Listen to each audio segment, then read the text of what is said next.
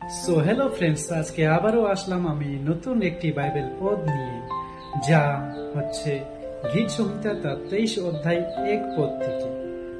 বন্ধুরা, এই পদে লেখা আছে, প্রভু আমার রাখা, আমার কিছু অভাব হবে না।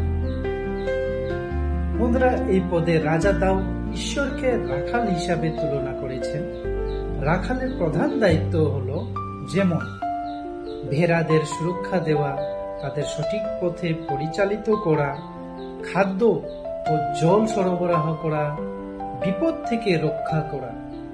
দাউদ নিজে রাখাল ছিলেন, তাই তিনি ভালো করেই জানতেন রাখালের দায়িত্ব কতটা বড়। তিনি এখানে বোঝাতে চান যে ঈশ্বর আমাদের জীবনেও সেই একইভাবে যত্ন নেন। যখন আমরা ভয় পাই, তিনি আমাদের সাহস দেন। আমরা যখন পথ হারাই, তিনি আমাদের সঠিক পথ দেখান। যখন আমরা অভাবের মধ্যে থাকি, তিনি আমাদের প্রয়োজন পূর্ণ করে।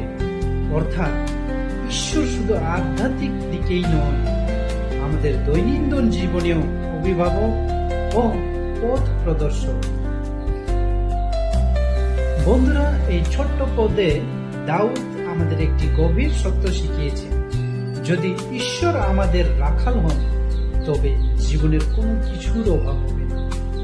আমরা শুধু বিশ্বাসে স্থির থাকলেই ঈশ্বর আমাদের প্রতিটি প্রয়োজন পূর্ণ করবেন এবং আমাদের নিরাপদে রাখবেন। আমেন।